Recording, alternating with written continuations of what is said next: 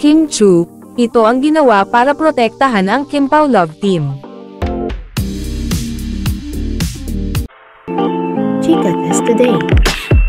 Marami ang nag-abang kina Kim Chu at Paolo Avellino sa segment ng It's Showtime na Especially For You, last April 6, magiging malaking pasabog din daw sana ito sa paglipat ng tahanan ng nasabing show sa GMA7, subalit nabigo ang fans.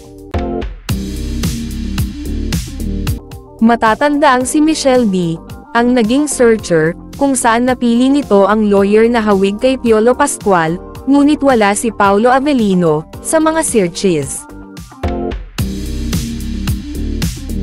Ayon sa source, si Kim daw dapat talaga ang isasalang, pero umatras ito, wala na daw nagawa, kaya naghagilap ang mga staff ng kapalit niya. Mabuti na nga lang daw at hindi nagalit ang staff kay Kim, naintindihan naman daw nila ang Chanita Princess.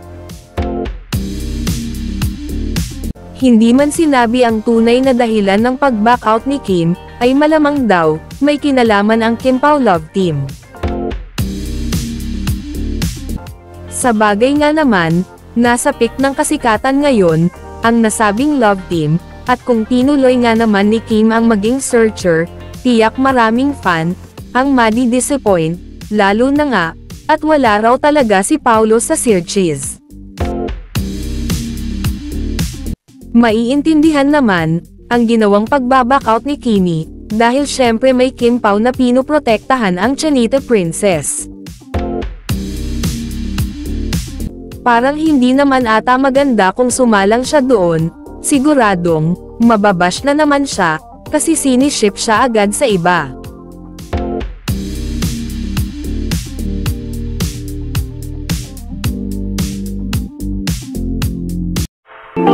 Chika Test Today.